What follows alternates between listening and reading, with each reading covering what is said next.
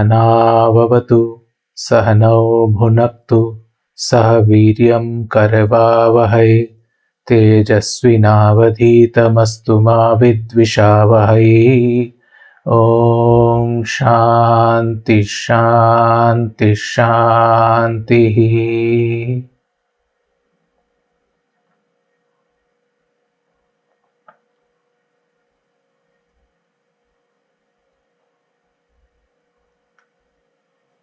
May we be protected, may we be nourished, may we do brave work, may our work be glorious, may there be no conflict among us, may there be peace, peace, peace.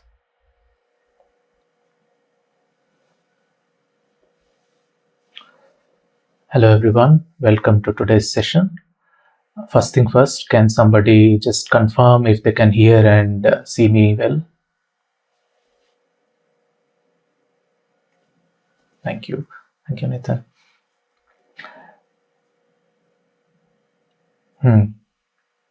So, one thing I wanted to talk about is that these sessions that we are doing, some of the people are very regular and they are able to attend, but because we have issue, this is a global server and not everyone can attend at any time. If we plan it at any time, it is not convenient for half of the server most of the time, right? Depending on how the composition is. But Nathan is doing a great job editing all these videos after this is done and then making it available for you guys. So I wanted to just give a shout out to Nathan for all the hard work, because he's not just doing this, he's doing so many other things. But even this is an added burden for him, so what to do? But yes, he is making it available for everybody to see it on YouTube. So it must be recognized that he is doing that work as well. So thank you very much, Nathan. And we are very grateful that you are the admin and you are doing all this wonderful stuff. Another thing is, yesterday we celebrated National Youth Day. In India, we celebrate National Youth Day in memory of Swami Vivekananda. 12th January 1863 was the date on which Swami Vivekananda was born in West Bengal. He is very famous. I think most of you here must be already aware of this name and some of the teachings of Swamiji. But there are so many things from his life that we can learn. If somebody studies his works, if somebody studies his biography, then I can understand that I can be sure that he will be benefited immensely. And why this is important? Because if somebody who is regular may remember that we discussed about niyam, the second stage of yoga. And in the second stage of yoga, there is one sub point which is called swadhyaya, self-study. And we also understood that swadhyaya can further be divided into three categories. The first one is study of the scriptures, the original text, right? The scriptures has a very different understanding. What scriptures mean and why scriptures are important is a completely different understanding in Sanatan Dharma. So we can discuss about that at some other point, but a scripture is that is the first part of Swadhyay, the self-study. Second is, if you read something in a scripture, you may be confused that, okay, is this even possible? If a scripture say that you should be always truthful, you might think that who in this world ever speaks truth all the time? Is this even possible? There comes these saints, these great personality who lived on this earth, who showed us that what is written in the scripture is not just myth or not just something they have written for the sake of writing, but this can be practiced in daily life, and this can yield great results if practiced. Swami Vivekananda was one of those great giants. So that is the second part of Swadhyaya, and third part is meditation and looking inwards, introspection, spending time with your own mind, trying to understand it. But coming back to the second, Swadhyaya, and how we can learn from lives of these great saints. If somebody is aware of his life, you would understand that he was born in a very religious family. So right from his birth, he saw people coming into his house and discussing so much about all these different darshanas. We call it darshanas, but the crude translation would be philosophies. All these different Indian philosophies were discussed at length at his house. And his mother was also a religious person, so he grew interest in all of this.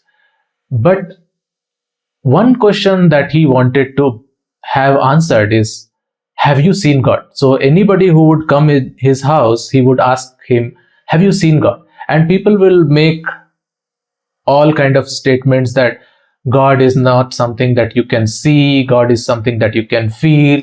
And then he would ask somebody else, and then he would say, you cannot see God because your mind is not pure. You have to get to a certain level, and then only you can see the God.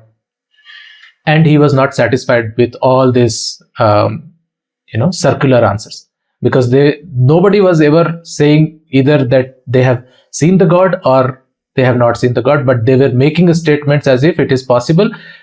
And the question still remained the same, that whether those people who are talking so much at length about God, have they seen God or not? And that's when he learned that Ramakrishna Paramhans was visiting in his neighborhood, and he went there to see Ramakrishna. One of his English teacher, while teaching a poem, was explaining the word ecstasy. And while explaining that word, the teacher said once in the class that if you want to understand the meaning of the word ecstasy, go and meet Sri Ramakrishna. So this thing was in his mind, in Vivekananda's mind. So what he did is, when he learned that, okay, Sri Ramakrishna is visiting in the neighborhood, he went to see him. With that curiosity, what is ecstasy, that the teacher said only he can explain. But when he went there, he also saw Ramakrishna also talking at length about God. So he posed the same question to Ramakrishna also. Have you seen God? And the reply of Ramakrishna was, yes, I have seen God. And I have seen him more clearly than I see you. And that was the turning point. That's when that young boy who was Narendra, his given name,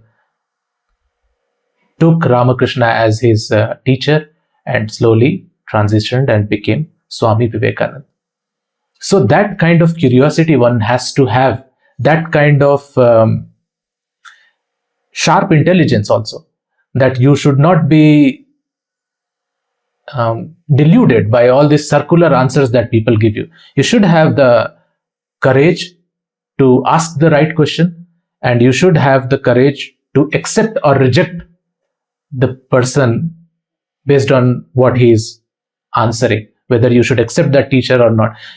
At later point in his life also, you will see so many examples where he tried to test Ramakrishna further on all of his claims. Whatever Ramakrishna would used to say, Vivekananda used to test in one way or the other, whether this guy is saying truth or not. And there is a very interesting, his life itself is very interesting. Everything that he has done is marvelous. everything that he says, if you read his own words, is wonderful. So just I wanted to talk about this because this is a very important part of our spiritual progress. If we don't see examples, living, breathing examples, and if we don't understand, then this all will always be like a fairy, a dream world and fairy tale. Like, maybe this is possible. A lot of people are skeptic in that sense.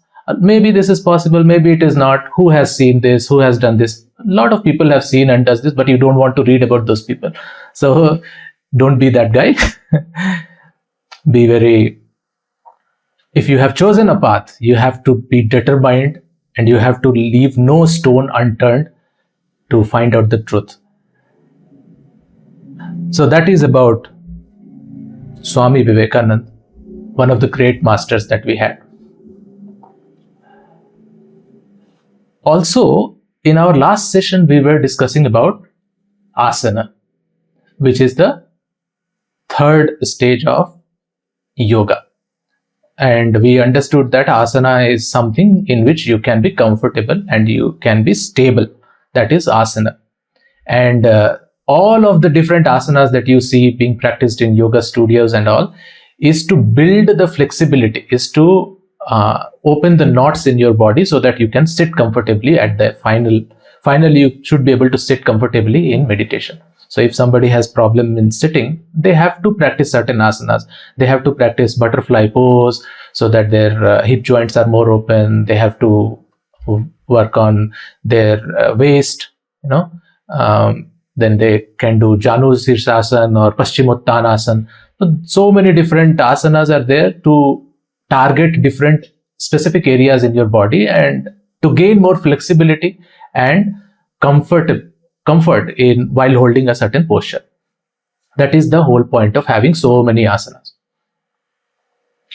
But all of this is still at the level of body. Asanas directly affect your body.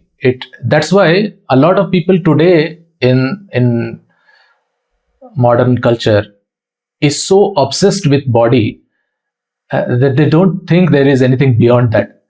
Okay, there are a lot of people growing population which is also very much obsessed with the mind, but a lot of people, general people, are mostly obsessed with body. So they identify with different parts of the body, and that is the very first stage.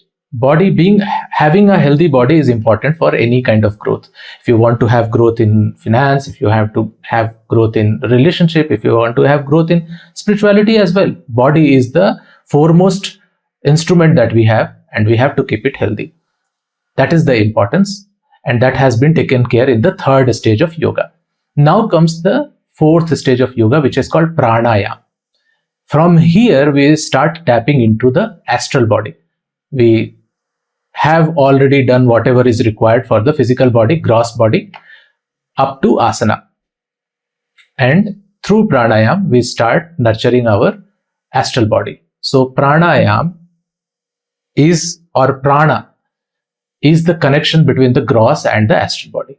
Pranayama affects the first sheath in the astral body. Astral body also has three different layers, which we call Pranamaya Kosha, Manomaya Kosha, and Vijnanamaya Kosha. Three different sheaths. Kosha, when we say, it is translated as sheath. So, being the outermost sheath of astral body, it is the connection to the physical body or the gross body. So, when we do pranayama, it is targeted to affect the astral body, but because it is the connection with the physical body, it also gives immense health benefits.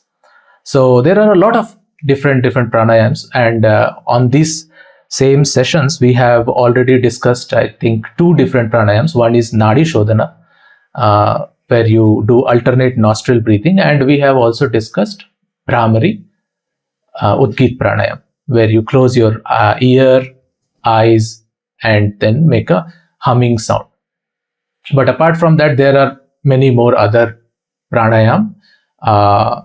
one is very popular, which is called Bhastrikā. So it is a bellow breathing, Bhastrikā. So you raise your hands completely with open palms like this, and with a jerk, immediately you bring it down while closing your fist like this. This is called Adi Mudra, where you put your thumb to your little finger base and then close your fist. So Adi Mudra and then close your fist. So when your hands are completely up, stretched, then you close and then pull it down. This is called bellow movement, where you actually squeeze your rib cage from both the hands as your hands fall with the weight of gravity, right? And as you do this, as you squeeze your lungs, rib cage, you exhale. So it happens something like this.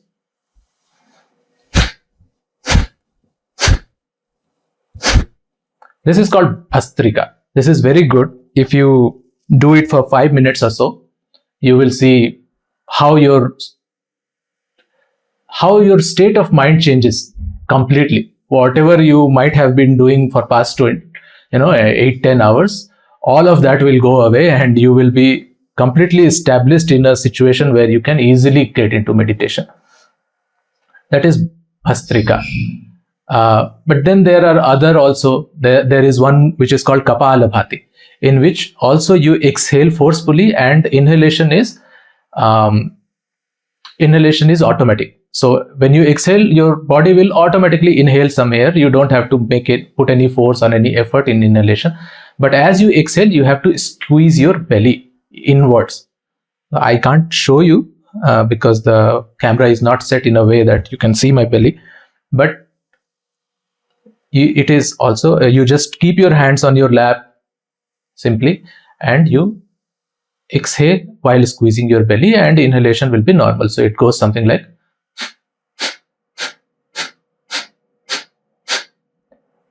that. So that is called Kapālabhāti pranayama.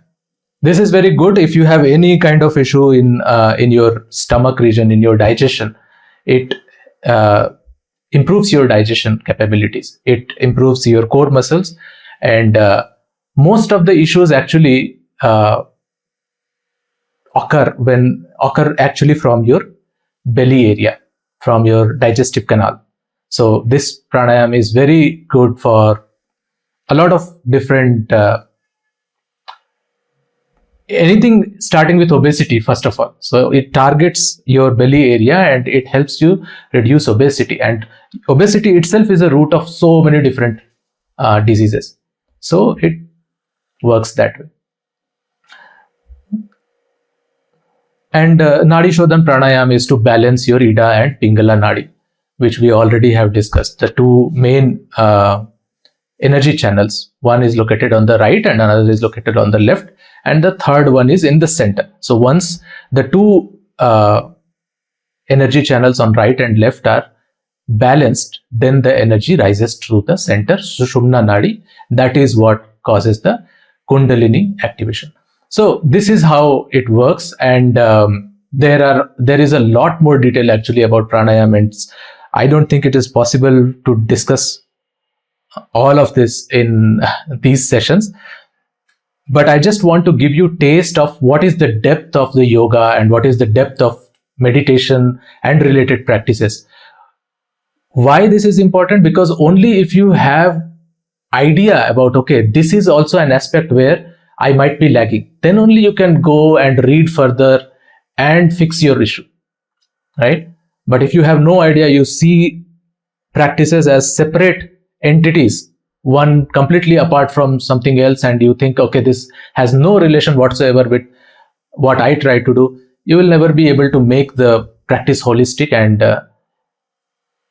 you will not know what is the solution of the issue that you are facing. And a lot of people actually get stuck at certain stage for a very, very long time because they don't have idea of the full picture. But that is about pranayama. One more thing about pranayama that is important, should be discussed here, is yogic breathing, because pranayama is mostly related with breathing. Now this pranayama word also is very typical in the sense is prana. Most of the people actually understand prana as the breathe or the air that we breathe, but it is not the air that we breathe, but the air contains prana that we breathe. Okay. And this same prana actually, when goes inside our body, gets divided into 5 major functions. That way we call that there are 5 major pranas inside the body. So it is called udana, prana, samana, apana and vayana. So they are located at different parts of the body, and depending on which part of your body has knot, which part of your body has issue, there are different kinds of pranayama that you will have to do to get rid of that, and your spiritual journey will be unblocked that way. So, but one thing that is common to everything and is like a foundation of pranayama. If you don't know any pranayama, if you don't want to learn any pranayama, that is all fine, but you have to know one thing about breathing. Yogic breathing has 4 characteristics. If you are breathing in those 4 ways, if your breathing shows this 4 pattern, then you are breathing right, and your mind will be slowly conditioned in a way that it can go deeper into meditation. But if these 4 qualities are not there, then it becomes very hard to progress to the next stage. So pranayama is the 4th stage. Next stage will be pratyahara. It will be difficult. So what are these 4 qualities? One is breathing has to be deep. So when I say deep, a lot of people actually breathe by their chest. So when they breathe, the chest goes out and chest goes in.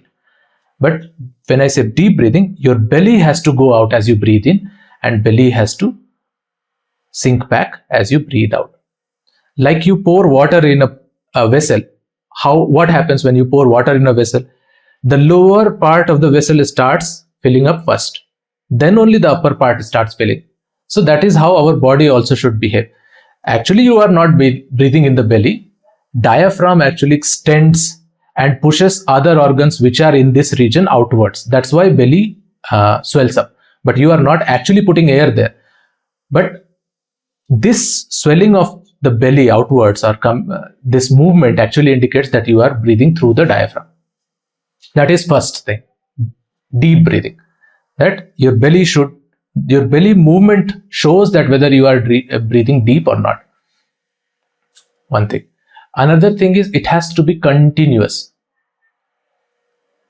So a lot of people will have jerk in their breathing. I don't know if you guys can hear. This mic is very close. You should be able to hear because the pickup is set at a high level. But there should not be any jerk in your breathing. So breathing should be continuous.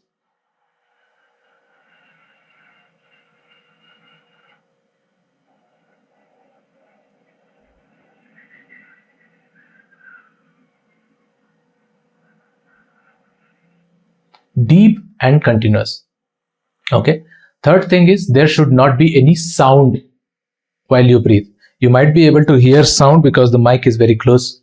When I am actually demonstrating, I am not breathing in a very silent manner so that you can listen to that sound if it picks up and understand that how the breathing is continuous throughout the inhalation and how it is continuous throughout the exhalation, right? And fourth is that there should not be any jerk. I already said it should be equal length of inhalation and exhalation. Equal length of inhalation. If you want to relax, generally it is said that you exhale little longer and it helps you relax. But when you are already breathing deep, the deepest that you can breathe, then you don't have any room for further exhalation. When you are already exhaling all that you can, there is no room for further exhalation. Your lungs capacity is same when you are inhaling. Your lungs capacity is same when you are exhaling also. So naturally it has to be equal in size. If you are able to exhale longer than your inhale, that simply means that you are not inhaling fully. You have some residual air in your lung that you are pushing out, or you are not breathing slow. You are breathing in fast, releasing slow. but that is also not called yogic breathing. I said that your breathing, inhalation and exhalation, both should be slow, continuous, without any sound, and equal in length. These are the 4 characteristics of proper breathing. This proper breathing will help your mind settle down very fast, and you can do this today while you are doing meditation today onwards, because you might have heard of this for the first time, and you will see how it affects your mind and how it quickly reduces the number of thoughts that you are getting per second in your mind, right? About breathing, there is also one more line of thought which says that breathing should be so slow and so continuous that somebody looking from outside, not looking at your belly, only looking at your upper half, should not be able to tell whether you are breathing in or breathing out, right? That, if you read Vigyan Bhairav Tantra, there is one shloka which says basically that when somebody is in meditation, you will not know when he is breathing in, when he is breathing out, and breathing in and breathing out almost merges into each other. In Gita also, in one place, they say that yogis sit and meditate and try to balance their prana and apana. The inhalation and exhalation, they balance in such a way that there is no difference. So, I think I shared whatever I wanted to share and thought is important, but if someone has any question in whatever we discussed, they can actually ask now, because when we do today's session, then they can actually start experimenting with this breathing pattern. So if there is any doubt, we can talk about that as well.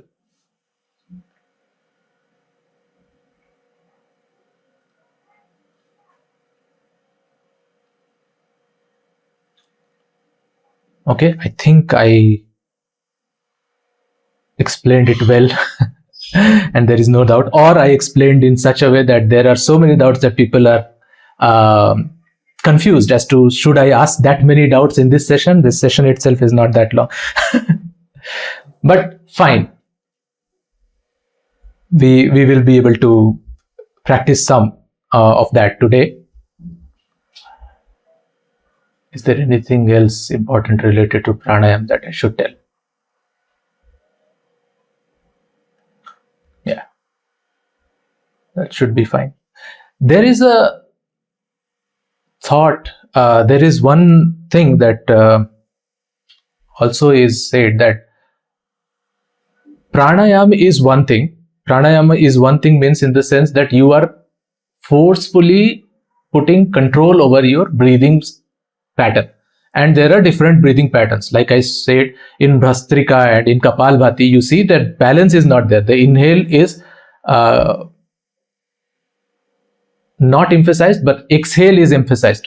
You exhale forcefully out immediately or in a very short span, right? So what I say, when I say yogic breathing or the proper way of breathing, that is not pranayama, but that is the outcome of pranayama practice. So when you are meditating at that time, because you have practiced pranayama for a very, very long time, all these 4 qualities that I talked about, the breathing, they will start showing up in your meditation. In your day-to-day life, you will start breathing in that way.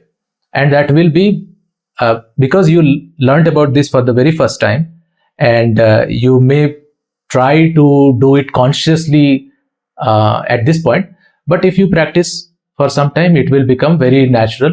And then those 2 different schools of thought, one says that you breathe and observe, and then others say that you don't put any effort in breathing, let the breathing be natural, whatever be its state, just observe. So all of these school of thoughts actually meet there. When you have good amount of pranayama practice, then your breathing will eventually become laden with all these four qualities, and there will not be any conflict. You will not be putting any effort, but still your breathing will be deep, continuous, without any sound, and equal in length. So that conflict goes away after some practice. Initially, you may consciously breathe in a way that, okay, whether I am putting equal, where my inhalation is equal in length to exhalation. Don't think that much. Just breathe naturally and observe where these four qualities are there or not. You can nudge it a little bit here and there but don't put too much effort. Oh, what is the length? Should I time my inhalation and then should I time my exhalation and see? No, don't go overboard about that. These are the four qualities which eventually will become part of your regular breathing. Is it normal that it's harder to breathe into your abdomen than lungs? It is not normal, but stress actually causes this to happen. A lot of people, when they are not connected with their body, when they are too much connected with their mind, right? When you are too much engaged in certain activity, then you don't pay attention to your body. So your body starts to, or even when you are doing some physical labor, right? And you are in a flow state where your body starts to, save energy and starts putting more resources to the work that you are doing. Generally, breathing becomes shallow for most of the people. Most of the negative things actually in life, anger, jealousy, if you are telling lie, your breathing will be shallow. If you are in comfort, if you are completely relaxed, naturally breathing will be deep. So if you see somebody who is sleeping in deep sleep, you will see that his belly movement is automatically going up and down. Children, you will see, automatically their belly will be going up and down, right? But if somebody is dreaming, and maybe if it is a nightmare, then you will not see the belly movement. You will see maybe the chest pumping up and down, right? When somebody is not able to breathe, what happens? The chest moves, not the belly, right? Whenever you are in unease or anxiety, right? All those things cause shallow breathing. There is a third level of breathing which is even worse than shallow breathing through the lungs. That is called I don't remember the name, but it basically, your breathing just goes up to here, up to the neck. It don't even reach the lung. So at least most people don't get to that worst situation. But to answer your question, it is natural actually to breathe from belly, but only when we get identified so much with the work that we are doing that we are not comfortable into our body. At that time, breathing becomes shallow. Okay. So with that, let us prepare for our session, our sit together. So I'll be putting 20 minutes of timer again, as usual. And what we will do today is, today we will not do any mantra chanting. We will simply be sitting and observing our breath. Today it is fine to adjust your breathing to have these four qualities and see how it affects your mental state, right? Try to keep your breathing deep, continuous, without any sound. So you have to breathe slowly, slow enough that it does not make any sound around your nostril and around your throat area, right?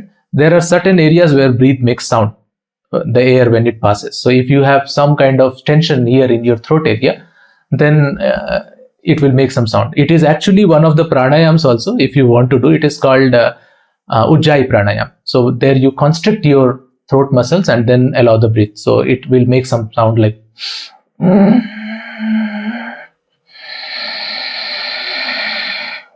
so this is not what we are going to do. But if there is some kind of tension or some kind of contraction in your throat region, it will make some sound. So try to relax that part.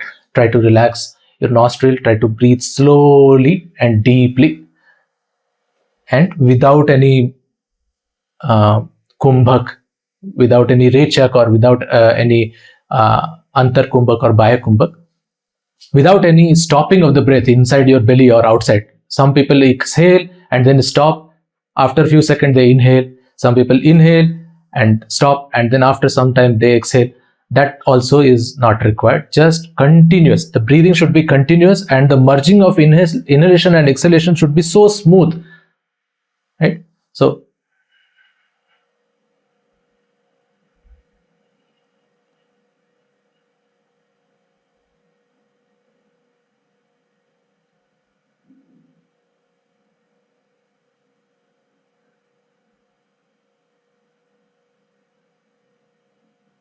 this way, right? So you just have to take care of two things.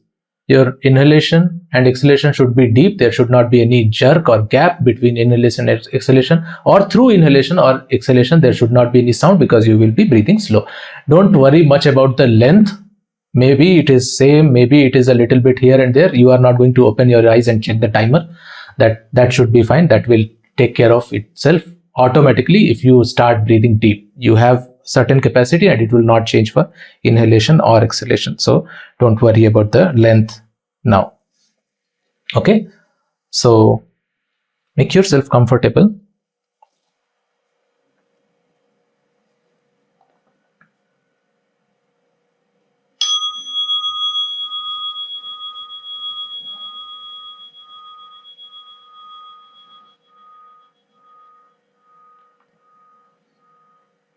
Close your eyes.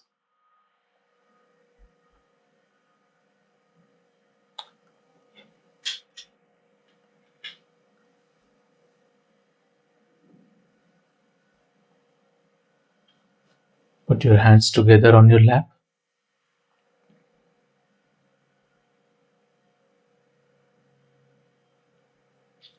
Let's take a couple of deep breaths. Inhale.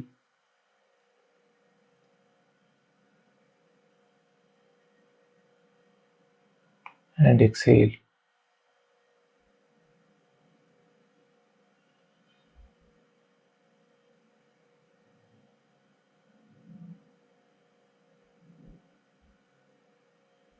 Inhale.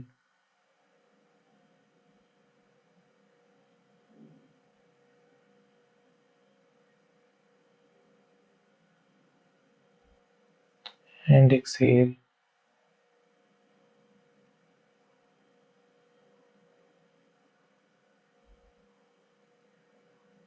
One last time. Inhale.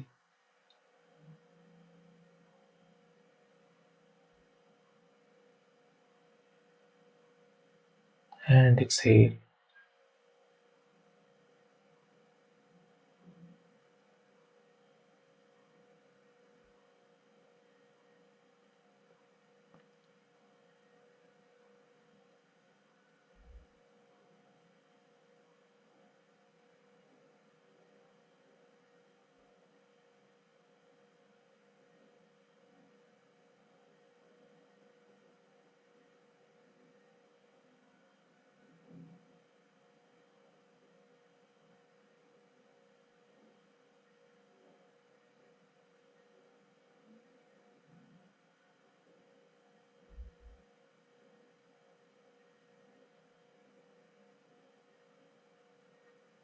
We will quickly scan our body for any tension, any contraction.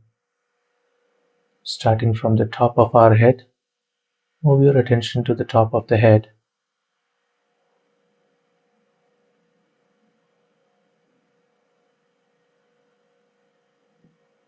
See if there is any contraction, any unpleasant sensation. Allow it to melt away.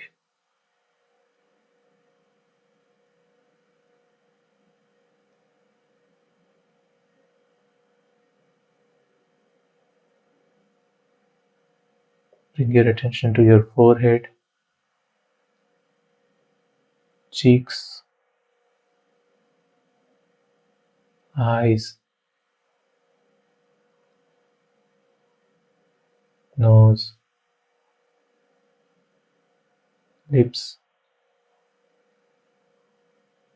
chin, your ears. Let the whole face relax.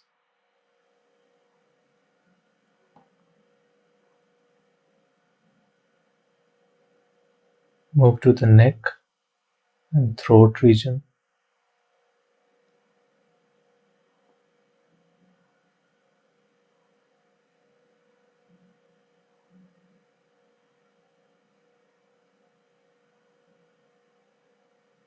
Let it relax.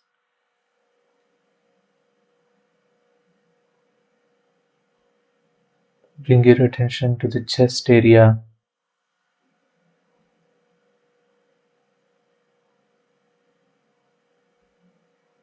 trunk,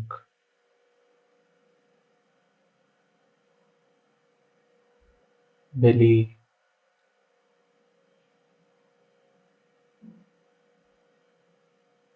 See the movement of belly as you inhale and exhale.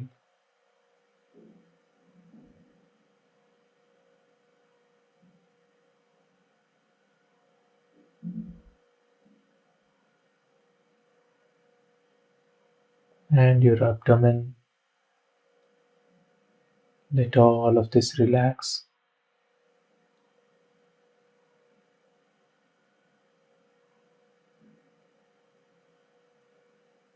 Bring your attention to your shoulders.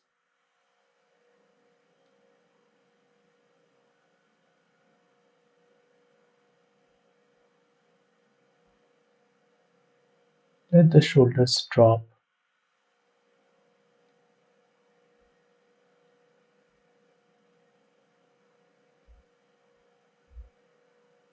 Bring your attention to your upper back, to your spine,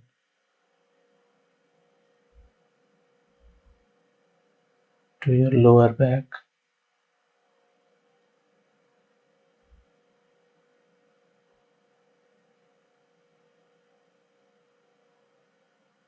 Let all of it relax.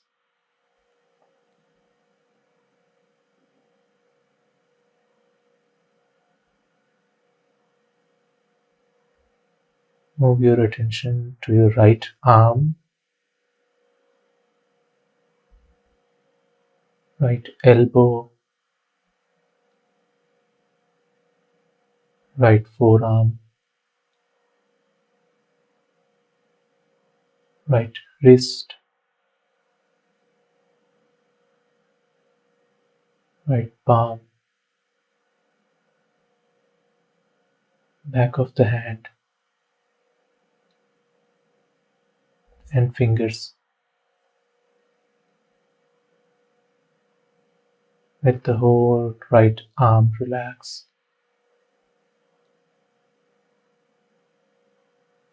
Attention to your left arm,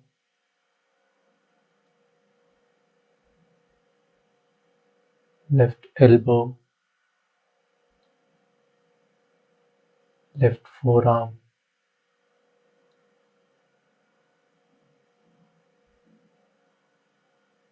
left wrist,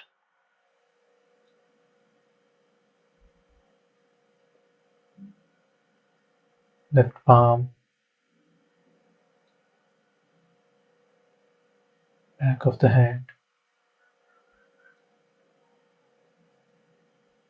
and fingers. Let the whole left arm relax.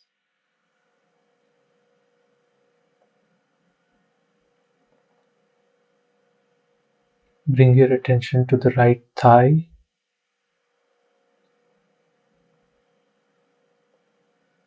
right knee,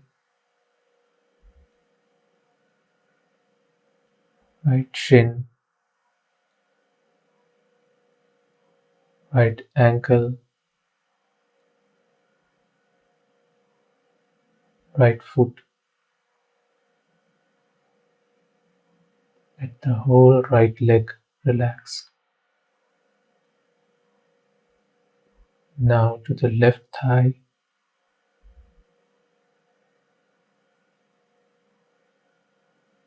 left knee,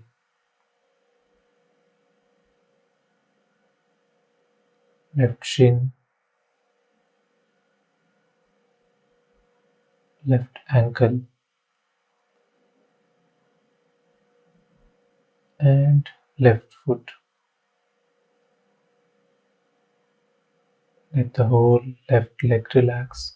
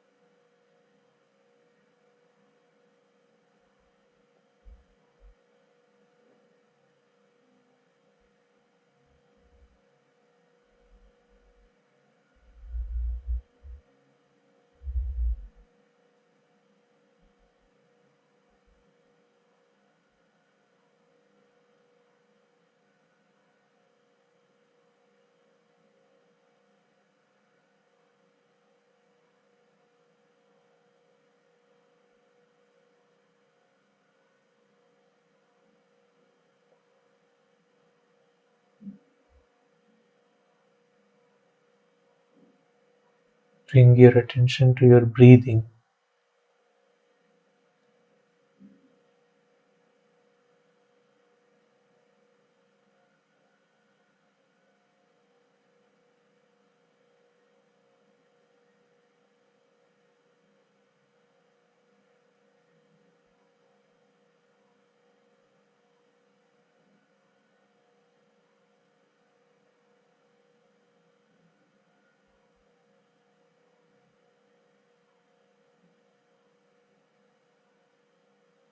Trace the passage of air starting from your nostril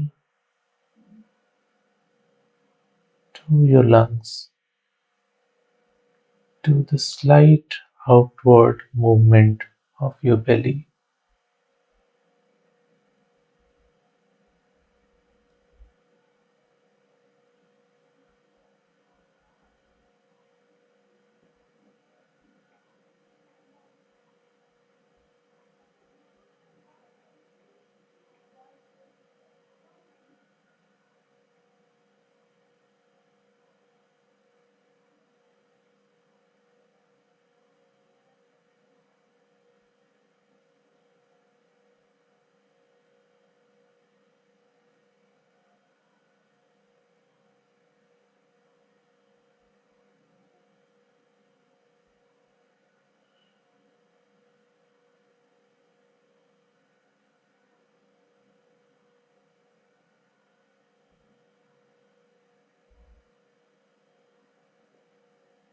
As you breathe in, belly moves ever so slightly outwards.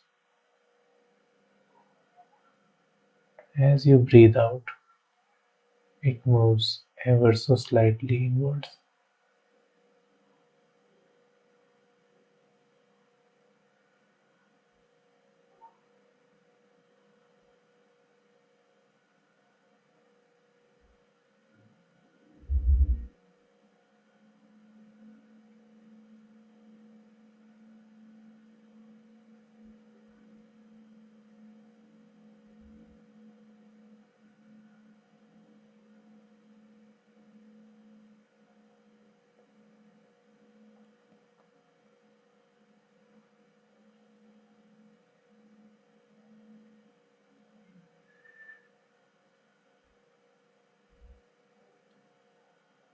Pay attention to this micro movement of your belly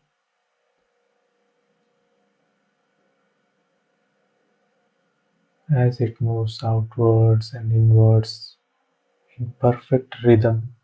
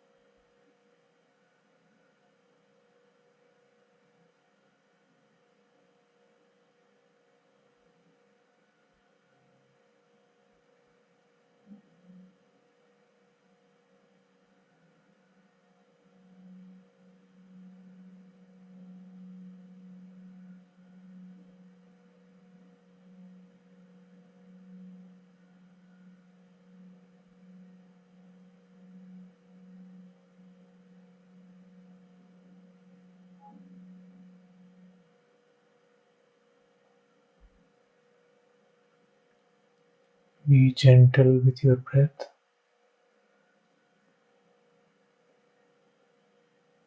Breathe in slowly, only as deeply as you comfortably can. Breathe out slowly,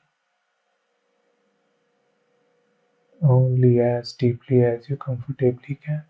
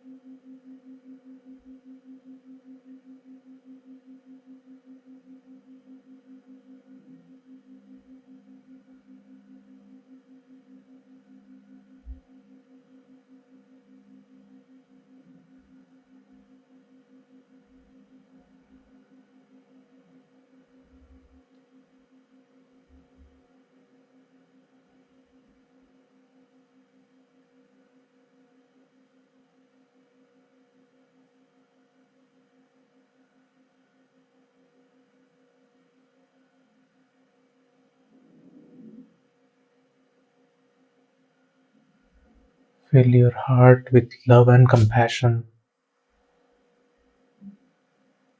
Feel love, peace, and goodwill for everyone.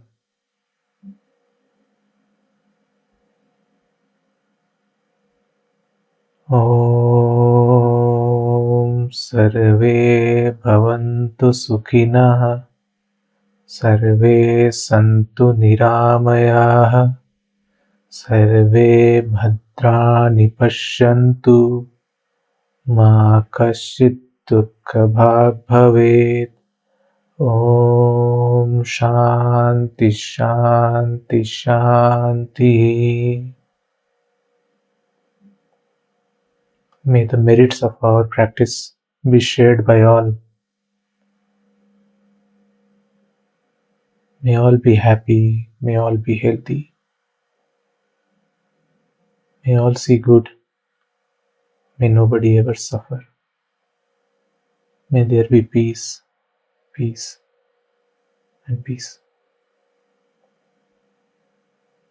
Rub your palm against each other and cup your eyes with the warmth and slowly open your eyes.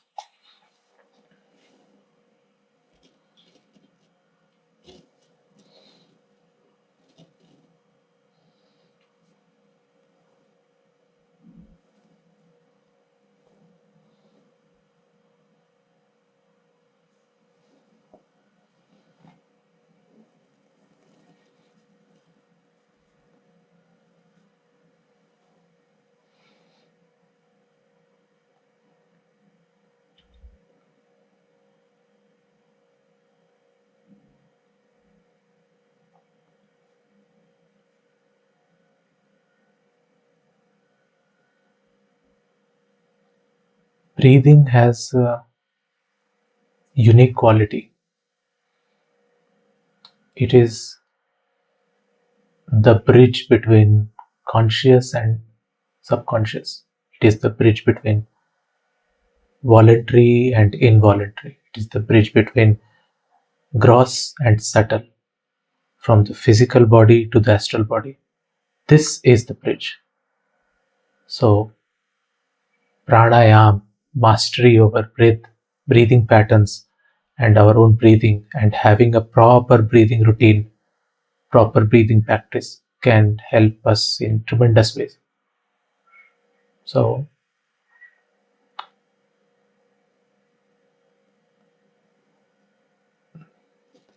at this point, if anyone wants to talk, anyone wants to share anything, ask any question, they are very much welcome. They can raise hand. You should be having a button to raise hand, and then you will be allowed to speak on stage, or you can write your comments or your views on the chat.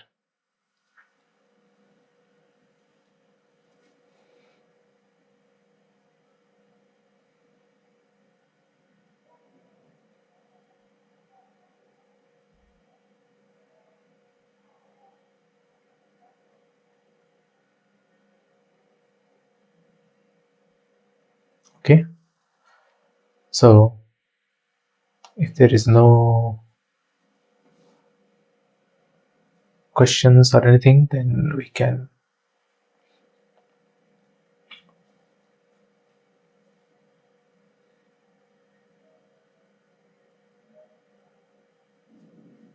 call this session to an end.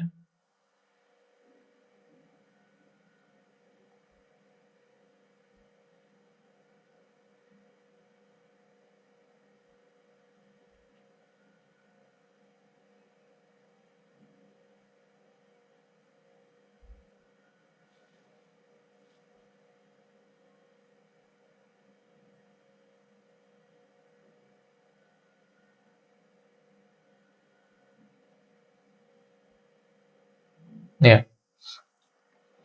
thank you. Okay, so let's call this the end of this session. Thank you everyone for joining me today, and hope to see you all next week. Thank you.